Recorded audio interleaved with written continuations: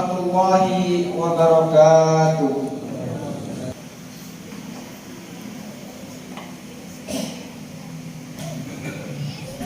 Innal hamdalillah nahmaduhu wa nasta'inuhu wa nastaghfiruh wa na'udzu billahi min shururi anfusina wa min sayyiati a'malina may yahdihillahu fala mudilla lahu wa may yudlil fala hadiya lahu. Asyhadu an la ilaha illallah wa asyhadu anna Muhammadan abduhu wa rasuluh la nabiyya wa la rasula ba'dahu amma ba'd. Allahumma salli wa sallim ala sayyidina Muhammadin sallallahu alaihi wasallam wa ala alihi wa ashabihi wa man tabi'ahum bi ihsanin ila yaumiddin. Amma ba'd.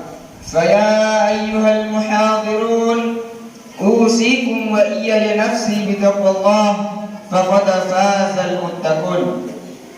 قال الله تعالى يا أيها الذين آمنوا اتقوا الله حق تقاته ولا تموتن إلا وأنتم مسلمون. وقال يا أيها الذين آمنوا اتقوا الله وقولوا قولا شديدا يصلح لكم أعمالكم ويغفر لكم ذنوبكم ومن يطع الله ورسوله فقد فاز فوزا عظيما. أما بعد. وقال رسول الله صلى الله عليه وسلم اتق الله حيثما كنت وأتبع السيئة الحسنة تمحوها وخالق الناس بخلق حسن. Sidang salat Jumat yang insyaallah dirahmati Allah Subhanahu wa taala. Segala puji hanya milik Allah, Tuhan semesta alam yang telah memberikan kepada kita berbagai macam kelimpahan kenikmatannya. Di antaranya nikmat iman, nikmat Islam, dan juga nikmat kesehatan serta kesempatan, sehingga kita dapat berkumpul untuk menjalankan ibadah kita, yaitu salat Jumat secara berjamaah. Jemaah salat Jumat rahimakumullah, saking banyaknya nikmat yang Allah berikan kepada kita, tidak ada satu makhluk pun yang mampu menghitungnya, baik itu nabi yang diutus atau malaikat yang terdekat sekalipun. Sebagaimana Allah Subhanahu wa taala berfirman, "Wa in ta'uddu ni'matallah la tuhsuha." Dan jika kamu menghitung nikmatku, kata Allah, niscaya kamu tidak mampu melakukannya. Oleh karena itu, kita sebagai hambanya yang beriman patut mensyukuri nikmat yang telah Allah berikan kepada kita, agar Allah Subhanahu wa taala menambahkan kenikmatan kepada kita sebagaimana yang telah dijanjikan dalam firman-Nya, la in syakartum la zidannakum wa la in kafartum inna 'adzabi lasyadid. Dan jika kamu mensyukuri nikmatku, kata Allah, akan kutambahkan kenikmatan bagimu, dan apabila engkau kufur maka azabku sangatlah pedih. Jemaah salat Jumat yang insyaallah dirahmati Allah Subhanahu wa taala, tak lupa pula salawat serta salam selalu tercurahkan kepada baginda besar Nabi Muhammad sallallahu alaihi wasallam, nabi yang diutus dengan membawa kabar gembira dan kabar ancaman. Kabar gembira yang dibawa adalah surga bagi orang-orang yang beriman, dan adapun kabar ancaman yang dibawa adalah neraka, jaminan orang-orang yang durhaka kepada Allah Subhanahu wa taala. Jemaah salat Jumat rahimakumullah, sebelum saya menyampaikan khutbah yang singkat ini, terlebih dahulu khatib berwasiat kepada para jemaah sekalian, terlebih diri khatib pribadi, agar senantiasa meningkatkan keimanan dan ketakwaan kita, karena keimanan dan ketakwaan merupakan satu bekal yang menyongsong hidup kekal di akhirat nanti. Wa tazawwadu fa inna khairaz zadi taqwa. Dan berbekalah kalian, maka sesungguhnya sebaik-baiknya bekal adalah takwa. Jemaah salat Jumat rahimakumullah, lantas apa yang dimaksud dengan ketakwaan? Dalam satu buku, ketakwaan adalah menjalankan seluruh perintah Allah dan meninggalkan semua larangannya. Maka tidak sempurna ketakwaan kecuali seseorang menghiasi dirinya dengan perlakuan baik dan menjauhkan dirinya dari perlakuan buruk. Jemaah salat Jumat rahimakumullah, adapun judul khutbah yang akan khatib sampaikan pada Jumat kali ini adalah hukum bersumpah dengan nama selain Allah.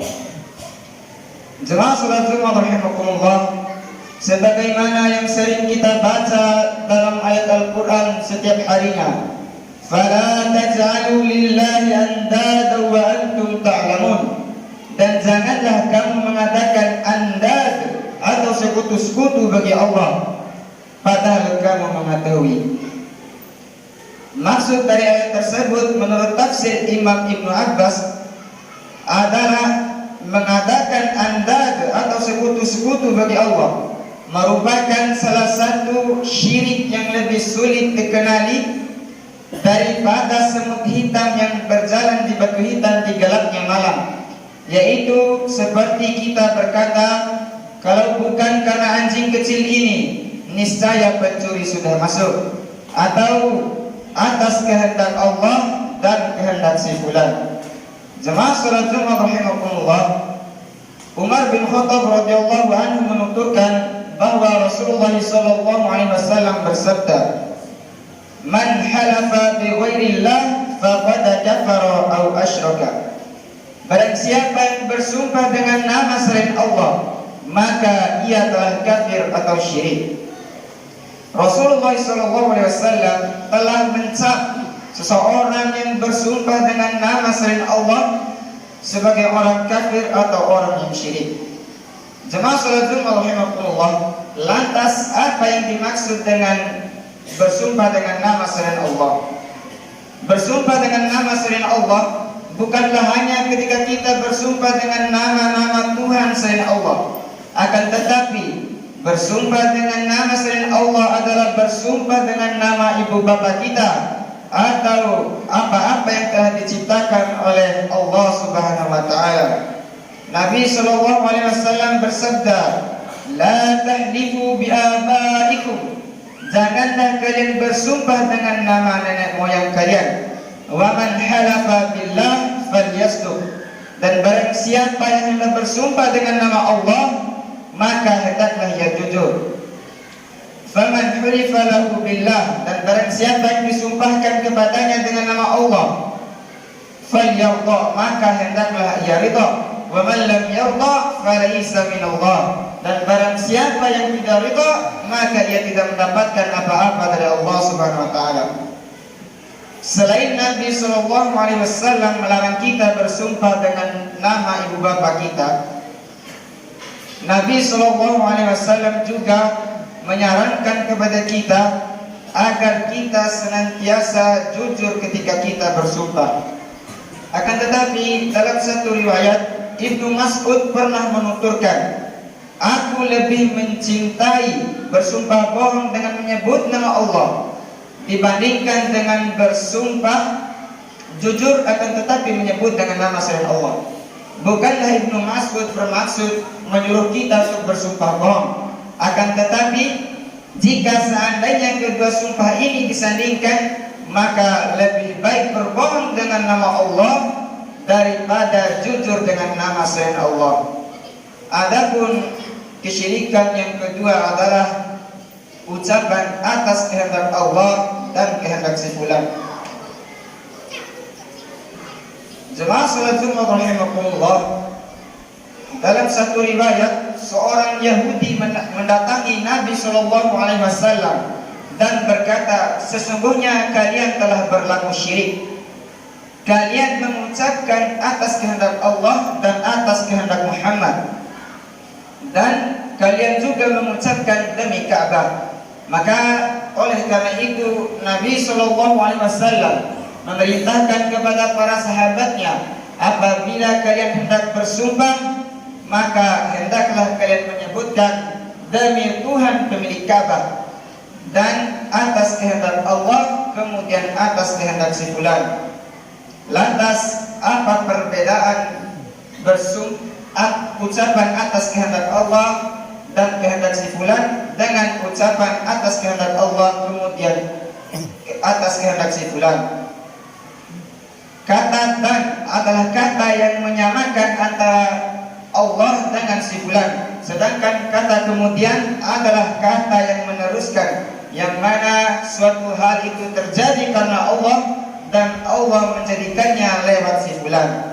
Jemaah salat Jumat rahimakumullah, dalam satu riwayat seseorang berkata kepada Rasulullah SAW, atas kehendak Allah dan kehendakmu. Kemudian Nabi SAW menjawab, apakah kamu hendak menjadikanku tandingan bagi Allah? Katakanlah atas kehendak Allah semata. Nabi SAW yang sudah dijamin surga tidak rela jika namanya disandingkan dengan nama Sang Pencipta. Lantas bagaimana ketika kita bersumpah dengan nama kedua orang tua kita? Bukanlah kita bersumpah dengan nama kedua orang tua kita dengan sumpah yang baik, akan tetapi seringkali ketika kita mendengar atau ketika kita mendapat masalah terhadap orang lain, ketika kita dituduh, seringkali kita bersumpah untuk keburukan untuk orang tua kita, sedangkan orang tua kita lah penyebab kita ada. Karena orang tua kita bisa mapan, dan karena orang tua kita bisa dilahirkan di bumi ini. Jemaah salat Jumat rahimakumullah, barakallahu li wa lakum fil Qur'anil azim wa nafa'ni wa iyyakum bima fihi minal ayati wa dzikril hakim wa taqabbalallahu minna wa minkum tilawatahu innahu huwal ghafurur rahim.